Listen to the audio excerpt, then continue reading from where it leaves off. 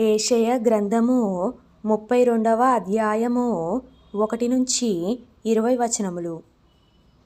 ఆలకించుడి, రాజు నీతిని బట్టి రాజ్య పరిపాలన చేయును, అధికారులు న్యాయమును బట్టి ఏలుదురు.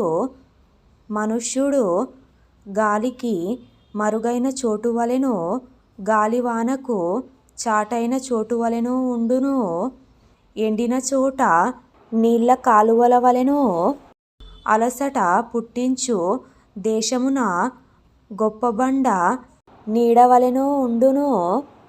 చూచువారి కన్నులు మందముగా ఉండవు, వినువారి చెవులు ఆలకించును.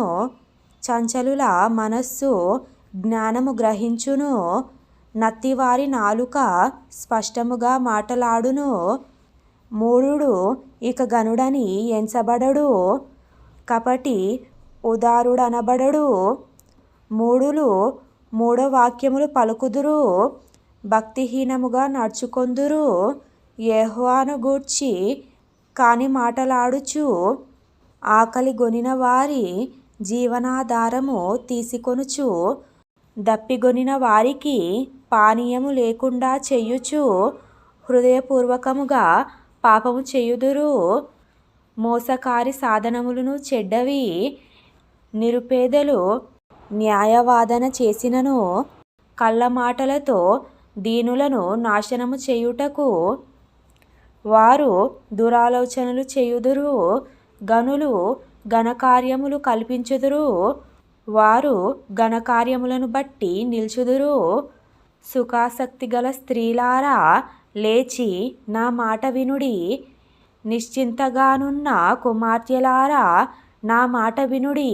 నిశ్చింతగల స్త్రీలారా, ఇక 1 సంవత్సరమునకు మీకు తొందర కలుగును. ద్రాక్ష పంట పోవును, పండ్లు ఏరుటకు రావు. సుఖాసక్తిగల కన్యలారా వనకుడి. నిర్విచారిణులారా తొందరపడుడి.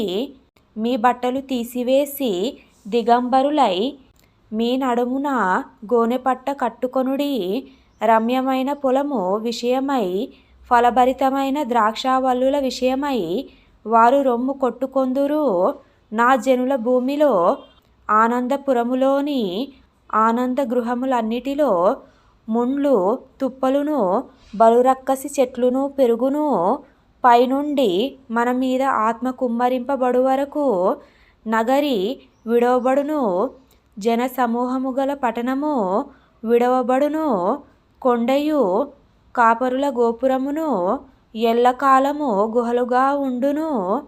అవి అడవి గాడిదలకు ఇష్టమైన చోట్లుగాను, మందలు మేయు భూమిగాను ఉండును.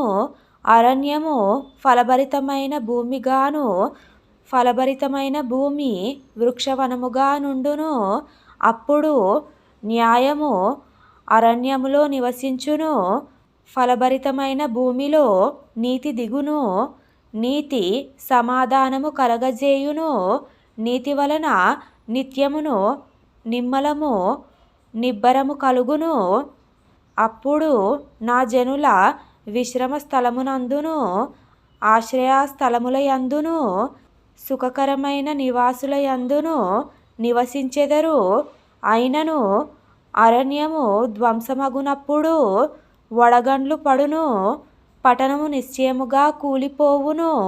సమస్త జనముల యొద్దను విత్తనములు చల్లుచు, ఎద్దులను గాడిదలను తిరుగనిచ్చు మీరు ధన్యులు.